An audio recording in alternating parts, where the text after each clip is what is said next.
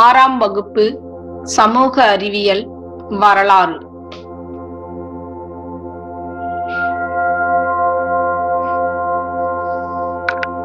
முதல் பருவம். அலகு 4. தமிழ்நாட்டின் பண்டைய நகரங்கள்.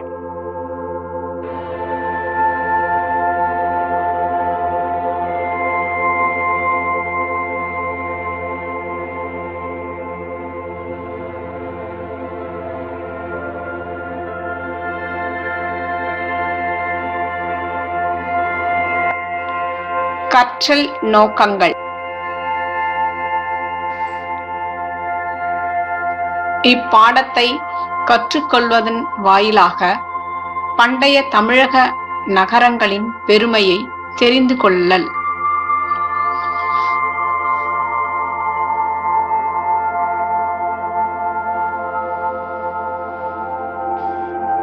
பூம்புகார் நகரத்தை பற்றி அறிதல்.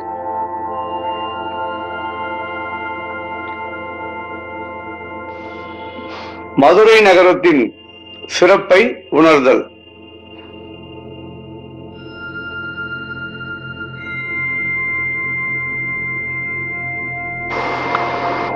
காஞ்சி நகரத்தின் மாண்பினை அறிந்து கொள்ளல்.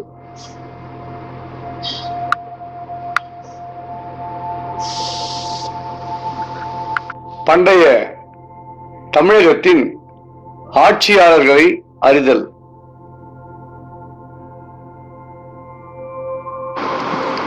பண்டைய தமிழகத்தின் கைவினை கலைகள், சந்தைகள், உற்பத்தியாளர்கள், கடல் கடந்து நடந்த வணிகம், கல்வி மற்றும் நீர் மேலாண்மை பற்றி அறிதல். உங்களுக்கு தெரியுமா, உலகின் மிக தொன்மையான நாகரிகம் மெசபடோமியா நாகரிகம். இது 6500 ஆண்டுகளுக்கு முற்பட்டது.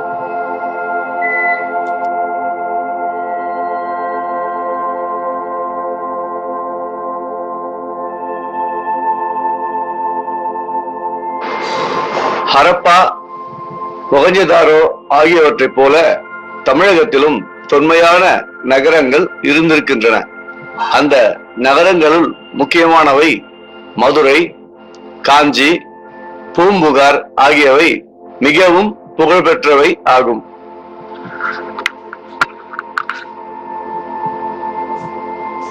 இதற்கான சான்றுகளை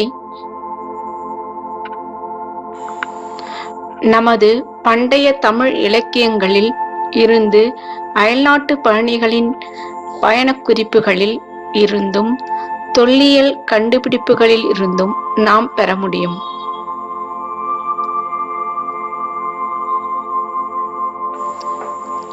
பூம்புகார்.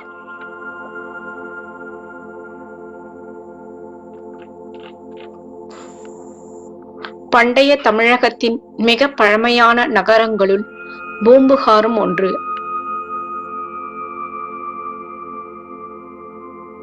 பூம்புகார் புகழ்பெற்று விளங்கிய துறைமுக நகரம் ஆகும்.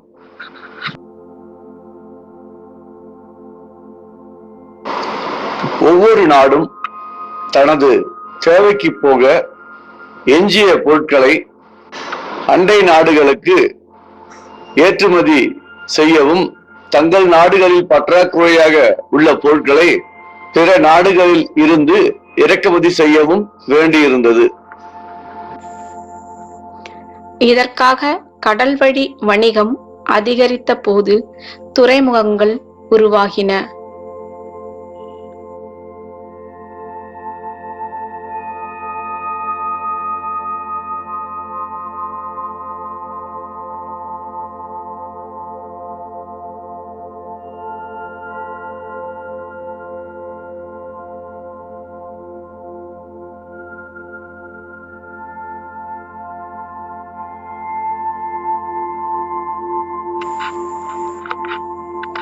அத்தகைய துறைமுகங்களில் வரலாற்று சிறப்புமிக்க ஒன்றுதான் பூம்புகார் துறைமுகமாகும்.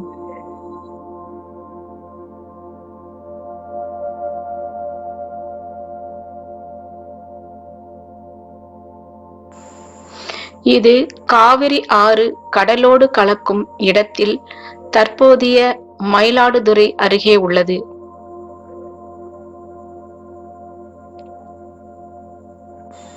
பூம்புகார் துறைமுகம்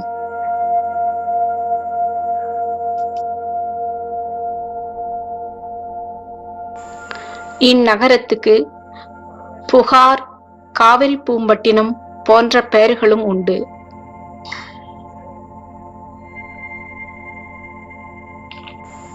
சங்ககால சோழ அரசின் துறைமுகம் பூம்புகார்.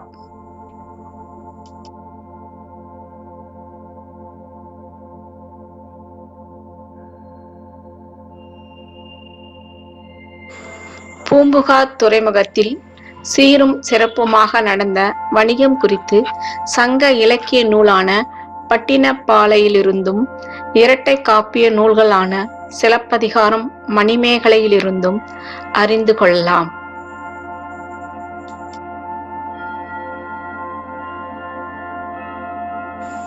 இவற்றில் குறிப்பாக சிலப்பதிகாரம் பூம்புகாரின் சிறப்பை பேசுகிறது.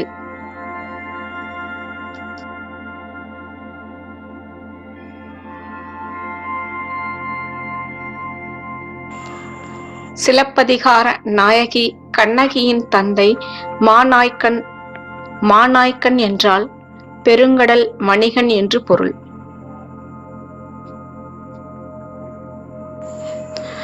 நாயகன் கோவலனின் தந்தை மாசாத்துவான். மாசாத்துவான் என்றால் பெரு வணிகன் என்று பொருள்.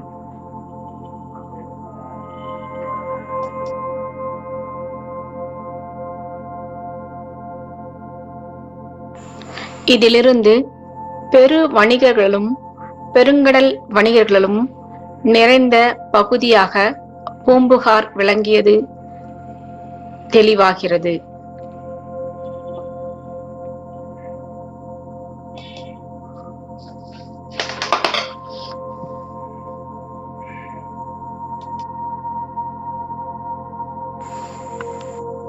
இங்கு வணிகம் செய்ய கிரேக்கம், ரோமம் உள்ளிட்ட பல நாடுகளைச் சேர்ந்த வணிகர்கள் வந்த வண்ணம் இருந்துள்ளார்கள்.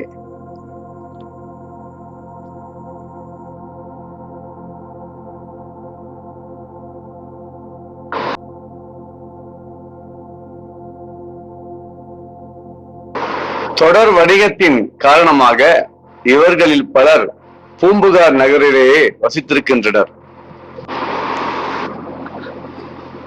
இங்கு வெளிநாட்டவர்களின் குடியிருப்புகளும் தோன்றின. அவர்களால் பல்வேறு மொழிகள் உள்ளூர் மக்களுடன் பேசப்பட்டன. கப்பலில் இருந்து சரக்குகளை இறக்கி வைக்கவும் ஏற்றவும் சில மாதங்கள் ஆகும் என்பதால் அயல்நாட்டு வணிகர்கள் இங்குள்ள மக்களுடன் உரையாடவும் உறவாடவும் வாய்ப்பு உருவாயின.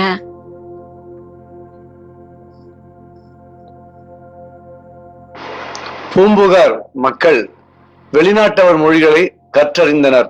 அயல் நாட்டவரும் தமிழ் மொழியை கற்றனர். இதனால் பண்ட மாற்றங்களோடு கூடவே மொழி மாற்றமும் ஏற்பட்டது.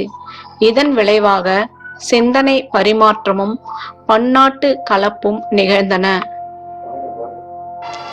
பட்டினப்பாலையின் ஆசிரியர் கடியலூர் புருத்திரங்கண்ணனார் கிமு 2ஆம் நூற்றாண்டினை சேர்ந்தவர். இதிலிருந்தே நாம் புகார் நகரின் தொன்மையை அறிந்து கொள்ளலாம்.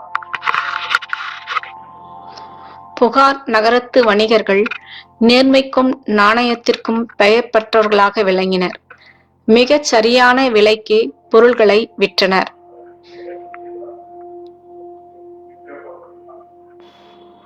கூடுதலான விலைக்கு பொருளை விற்பதும் தவறான செயல் என்று அவர்கள் கருதினர் என்பதை பட்டினப்பாலை கூறுகிறது.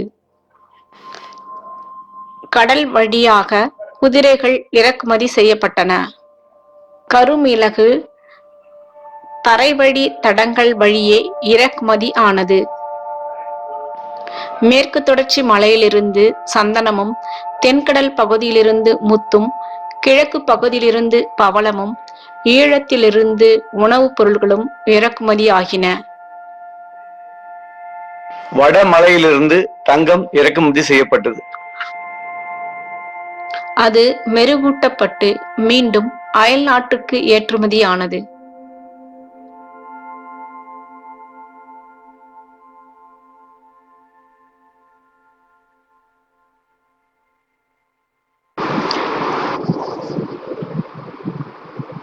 இங்கு கப்பல் கட்டும் மற்றும் செப்பனிடும் தளம் இருந்ததாகவும் கூறப்படுகிறது. பூம்புகார் மற்ற நகரங்களிலிருந்து முற்றிலும் வேறுபட்ட முறையில் கட்டமைக்கப்பட்டிருந்தது. வீடுகள் ஒழுங்கான முறையில் வடிவமைக்கப்பட்டிருந்தன. அகன்று நேராக தெருக்கள் கொண்டதாக புகார் நகரம் விளங்கியது. புகார் நகர வாழ்வினை சிலப்பதிகாரத்தின் புகார் காண்டத்தினை வாசித்தும், பட்டினப்பாலை போன்ற சங்க இலக்கியங்களை வாசித்தும் அறியலாம்.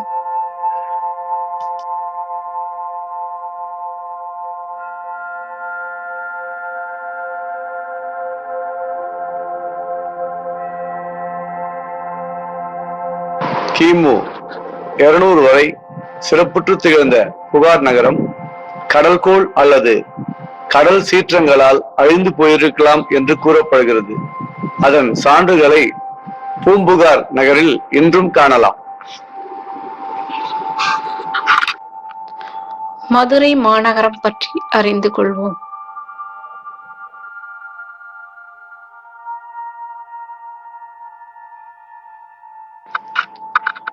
இந்தியாவில் உள்ள மிக பழமையான நகரங்களில் மதுரையும் ஒன்று. சங்கம் வளர்த்த நகரம் என்று பெயர் பெற்றுள்ளதில் இருந்தே இதன் தொன்மையை புரிந்து கொள்ளலாம்.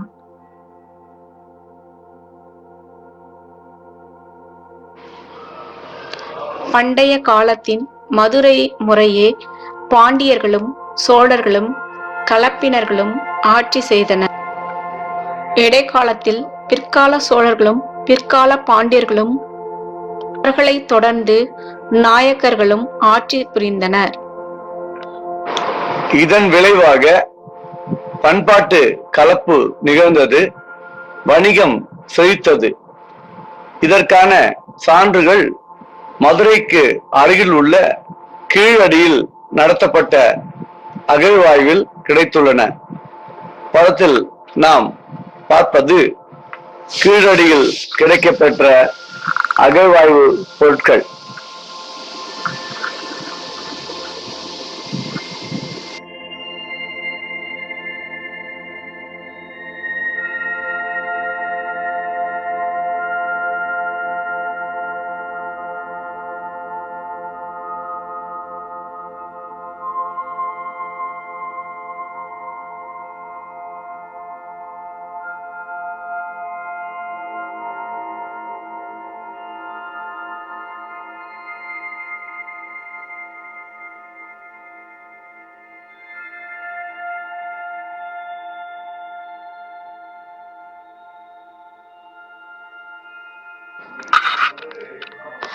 சங்கம் அமைத்து தமிழை வளர்த்த பெருமை மதுரைக்கு உண்டு.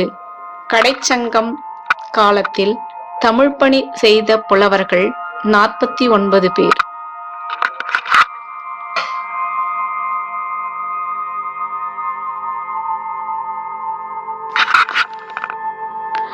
கிழக்கு கடற்கரையில் அமைந்த தொண்டியில் இருந்து மதுரைக்கு அருகில் சந்தனம் போன்ற நறுமணப் பொருள்கள் கொண்டு வரப்பட்டன.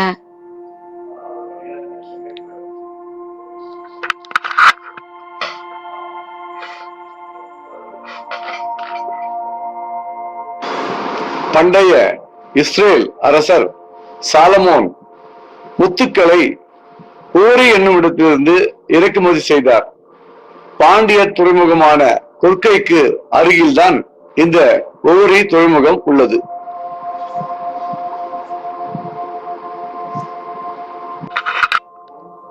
ரோமானிய நாணயங்கள் தயாரிக்கும் தொழிற்சாலை மதுரையில் இருந்துள்ளது. மதுரைக்கு தூங்கா நகரம் என்று பெயரும் உண்டு. இரவு பகல் வேறுபாடு இல்லாமல் உயிர்ப்புள்ள நகரமாக மதுரை விளங்கியதால் தூங்கா நகரம் என்று அழைக்கப்பட்டது. நாலங்காடி, அல்லங்காடி என்ற 2 வகை அங்காடிகள் மதுரையில் இருந்தன. நாலங்காடி என்பது பகல் பொழுதிலான அங்காடி ஆகும். அல்லங்காடி என்பது இரவு நேரத்து அங்காடி ஆகும்.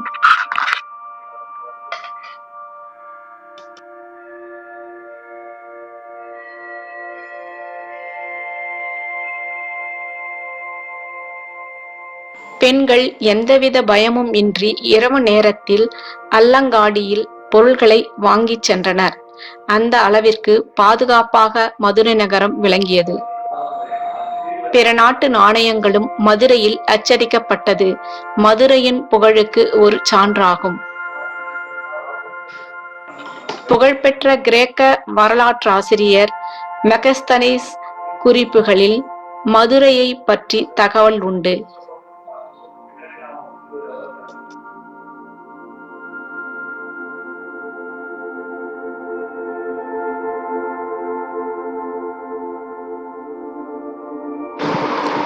மௌரிய வம்ச அரசரான சந்திரகுப்தரின் அமைச்சரான சாணக்கியர் மதுரையை பற்றி தனது அர்த்த சாஸ்திரத்தில் குறிப்பிட்டுள்ளார். மதுரை நகரை சுற்றியிருந்த அகழியில் யானைகள் கூட செல்லும் அளவுக்கு அகலமான சுரங்கப்பாதைகள் அமைக்கப்பட்டிருந்தன. இவ்வாறு மதுரை பண்டைய காலத்தில் சிறப்புற்று திகழ்ந்தது. இப்பொழுது நாம் காஞ்சி மாநகரை பற்றி தெரிந்து கொள்வோம்.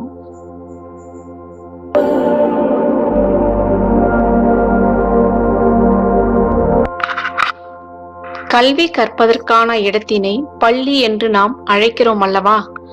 இப்பள்ளிகள் காஞ்சி நகரில்தான் முதலில் ஏராளமாக அமைக்கப்பட்டன.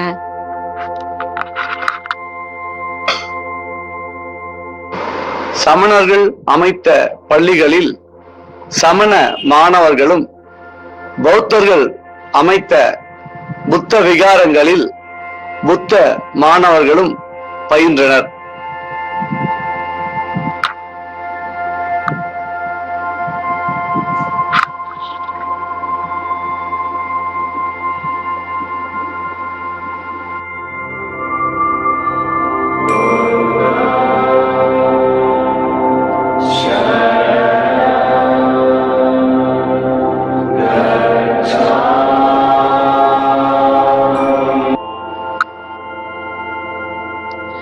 நாலந்தா பல்கலைக்கழகத்தில் பயின்ற சீன வரலாற்று ஆசிரியர் யுவாங்சுவாங் கூடுதல் படிப்புக்காக காஞ்சியில் இருந்த கடிகைக்கு வந்தார்.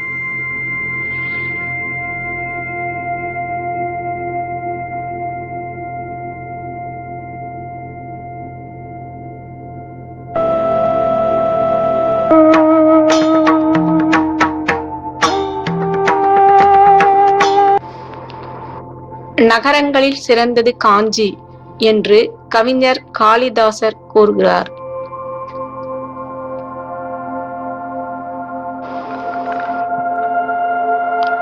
கல்வியில் கரையில்லாத காஞ்சி என்று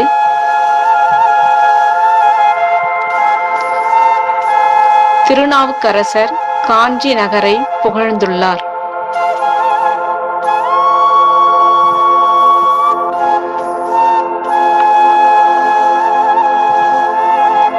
புத்தகயா, சாஞ்சி போன்ற 7 இந்திய புனித தலங்களுள் காஞ்சியும் ஒன்று என சீன வரலாற்று ஆசிரியர் யுவாங்சுவாங் குறிப்பிட்டுள்ளார்.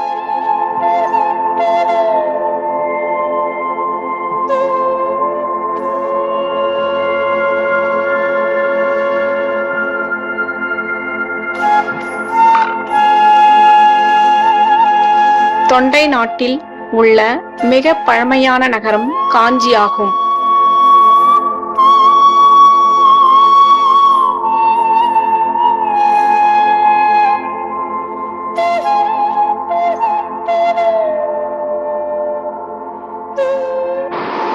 தர்மபாலர், ஜோதிபாலர், சுமதி, போதி தர்மன் போன்ற சான்றோர்கள் காஞ்சியில் பிறந்து வாழ்ந்தவர்கள் ஆவார்.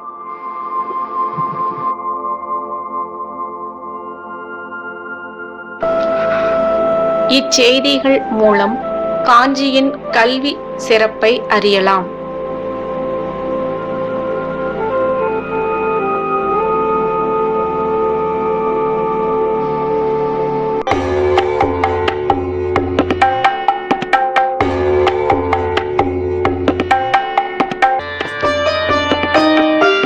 காஞ்சி கோயில்களின் நகரம் என்று அழைக்கப்படுகிறது.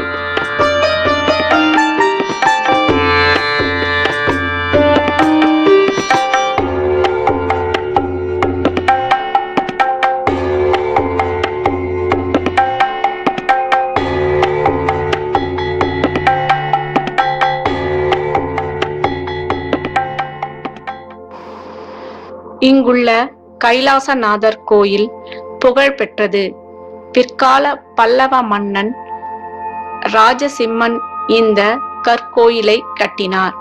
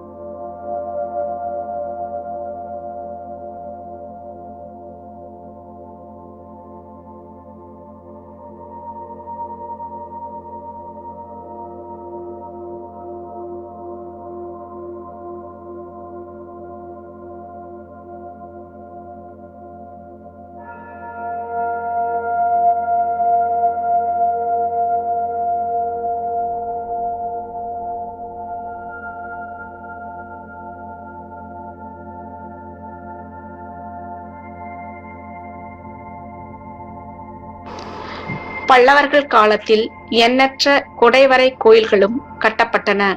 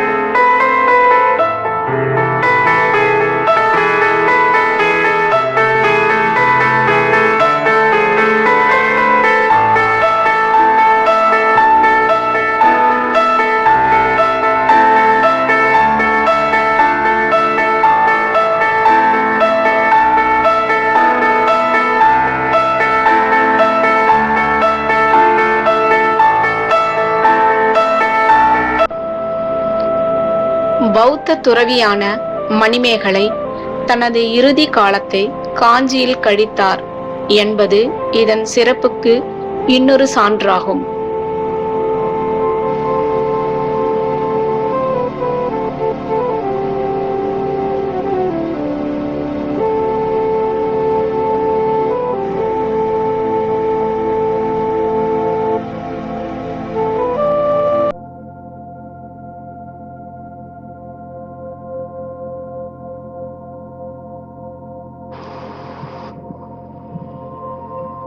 வேளாண்மை சமூகத்தில் நீர் மேலாண்மைக்கு முதன்மையான இடம் உண்டு.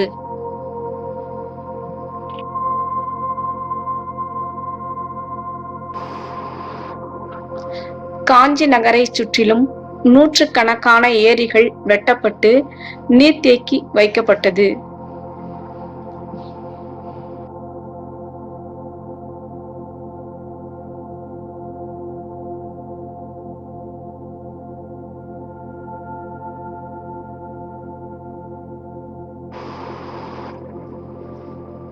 இந்த ஏரிகள் கால்வாய்களுடன் இணைக்கப்பட்டிருந்தன.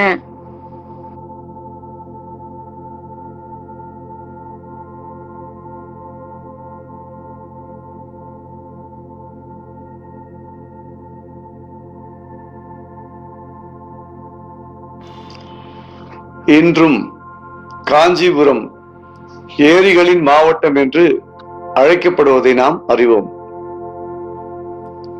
காஞ்சிபுரம் மாவட்டத்தில் தான் ஏராளமான ஏரிகள் அமைக்கப்பட்டுள்ளன. பல்லவர் காலத்தில் இவை அமைக்கப்பட்டன.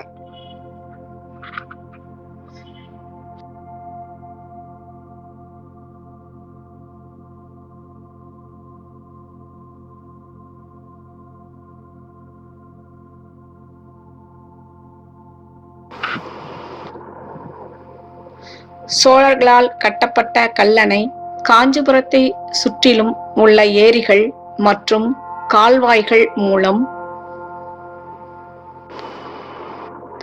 தமிழர்களின் நீர் மேலாண்மை திறனை அறிந்து கொள்கிறோம்.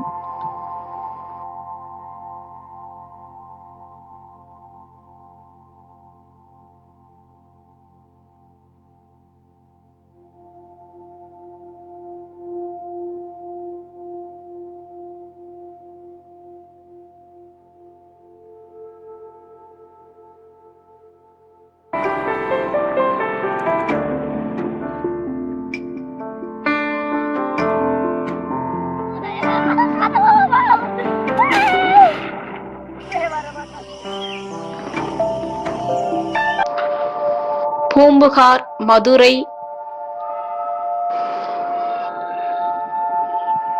காஞ்சி ஆகிய இம்மூன்று நகரங்கள் மட்டுமல்லாமல் கொர்க்கை, வஞ்சி, தொண்டி, உறையூர், தகடூர், முசிறி, கரூர், மாமல்லபுரம், தஞ்சை, காயல் போன்ற நகரங்களும் தமிழ்நாட்டில் இருந்தன.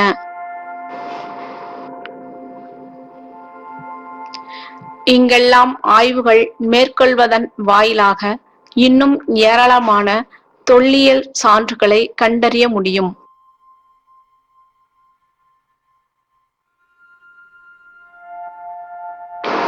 அக்கால சேர நாடு இன்றைய கோவை, நீலகிரி, கரூர், கன்னியாகுமரி மாவட்டங்களும் இன்றைய கேரள மாநிலத்தின் பகுதிகளும் ஆகும். அக்கால சோழ நாடு இன்றைய தஞ்சை, திருவாரூர், நாகை, திருச்சி, புதுக்கோட்டை மாவட்டத்தின் பகுதிகளாகும்.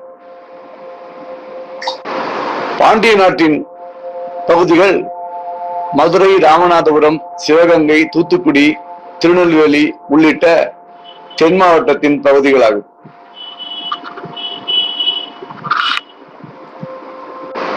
தொண்டை நாட்டின் பகுதிகள் காஞ்சிபுரம், திருவள்ளூர், தர்மபுரி, திருவண்ணாமலை, வேலூர் மற்றும் விழுப்புரம் மாவட்டத்தின் வடக்கு பகுதிகளாகும்.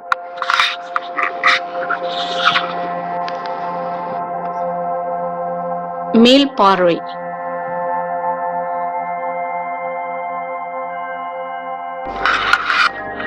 மதுரை, காஞ்சி, பூம்புகார் ஆகியவை தமிழகத்தில் உள்ள மிக பழமையான புகழ்பெற்ற தொன்மையான நகரங்களாகும். புகார் நகரத்து மக்களின் வாழ்க்கை முறையை சங்ககால நூலான பட்டினப்பாலை, சிலப்பதிகாரம் போன்றவற்றை படிப்பதன் மூலம் அறிந்து கொள்ளலாம். சங்கம் வைத்து தமிழை வளர்த்த பெருமை மதுரை மாநகருக்கு உண்டு. மதுரையில் தான் தமிழ்ச்சங்கம் இருந்தது. பல சான்றோர்கள் காஞ்சியில் பிறந்து வாழ்ந்தவர்கள். காஞ்சி கல்வியில் சிறந்த நகரமாகும்.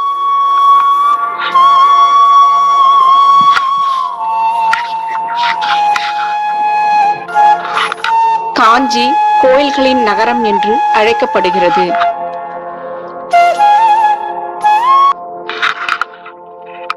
இந்நகரம் நீர் மேலாண்மைக்கு சிறந்த சான்று ஆகும்.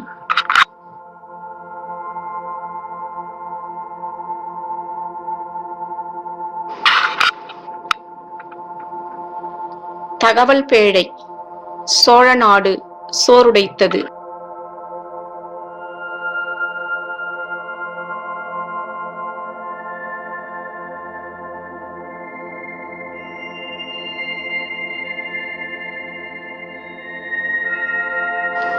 பாண்டிய நாடு முத்துடைத்தது.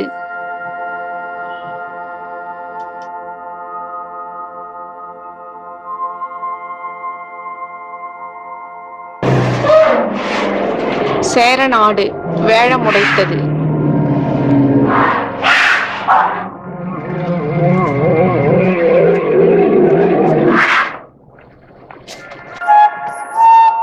தொண்டை நாடு சான்றோர் உடைத்தது.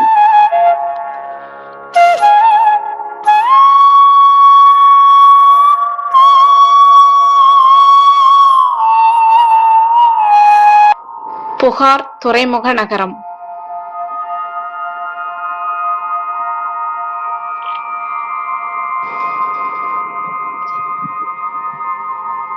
காஞ்சி கல்வி நகரமாகும்.